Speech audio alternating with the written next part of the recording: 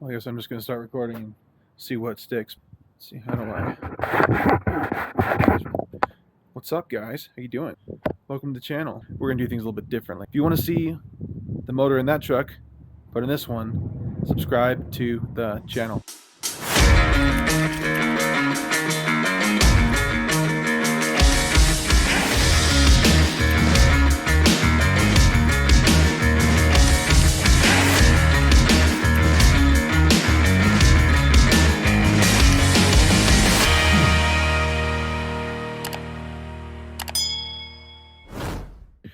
What's up, guys? Kevin with Badlander Industries. This is going to be a little bit different for me and for you guys. I'm not used to vlogging, so we got the camera on a little handheld mount now instead of my little gimbal. Try to do these every week instead of like the themed style videos that I've been doing the last year. I did maybe 20 or 30 videos on how to work on your Colorado, all the different fun stuff. Different products that we make, different issues that these trucks have, and just did a whole bunch of videos about it. So hopefully you guys enjoyed that, and hopefully you guys will stick around for the vlog of building this Colorado. I'm getting, or it is getting, a 6-liter LQ4. We're going to build it up a little ways to a Gen 4 style motor, E67. I got 40s on order. I got beadlocks here in the garage. You guys are not going to want to miss this. Today I want to give you guys a little bit of background on the truck and what I've done to it so far and its current state of things. It has not moved in just shy of 3 years. I had a little handyman company, a little construction company, and I was headed out to a really big job, and I literally rod knocked the second motor that I've ever put in this truck on the way to a job. Lady had already given me a couple $1,000s, and I'm like, hey, so I blew up my truck. She's like, right. So got the truck back home. No big deal.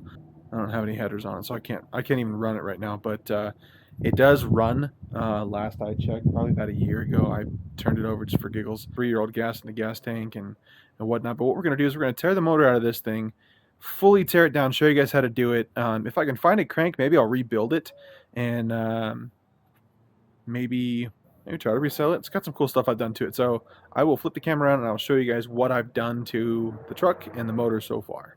So I guess you guys can kind of step back and see just how high this thing is.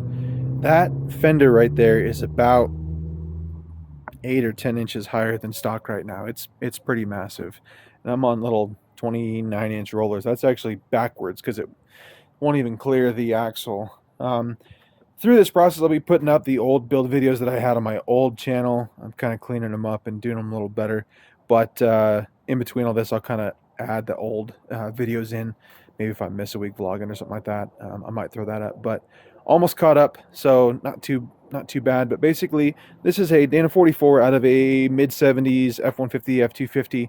It's got high pinion 44. It's got from like there out is Chevy on both sides. Big old beefy truss that I built. Bronco, full-size Bronco coils. Big old brackets in there. Some of the F-150 shock buckets and whatnot. About 5, 6, 7, 8 years ago, I blew the 3.5 5-cylinder up. Literally driving to work. Subsequently bought a 2008 motor and changed some of the internals to make it work with the older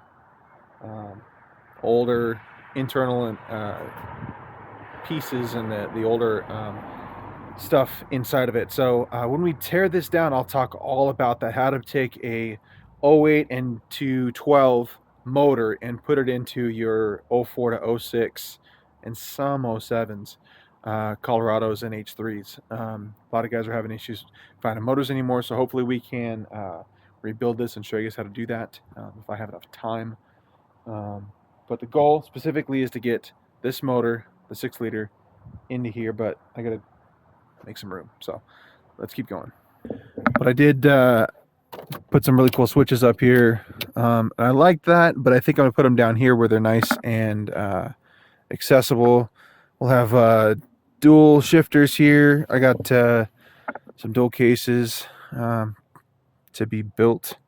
This is just fantastically dusty in here. I had my window cracked for like 6 months and I didn't even realize it because I've got these little in-channel shades. So, yeah, whatever. I'll probably change the lights in there. I think they're green or something like that right now. Show you guys how to do that. Otherwise, I just need a solid clean. We're gonna do dead mat or some sort of sound deadener and heat reflector on the ceiling and doors and all that fun stuff. So lots of fun stuff going on in here. So going behind the 6 liter is going to be a 6L80. That'll be fun. I've got 862 heads for the 6 liter. They're off of a 4.8. Basically, it bumps the compression up and it doesn't change too much. It's like 10.5 to 1, and I got these for $50 instead of $200 or $300 for some dished or some flat top like LQ9 piston. So probably need to send these off to get serviced. Might lap them myself because I do have to. We'll end up putting new springs in here. Got to get a whole thing of probably some lifters. See how the lifters look and rockers look from the 6 liter. So got that going into the Colorado.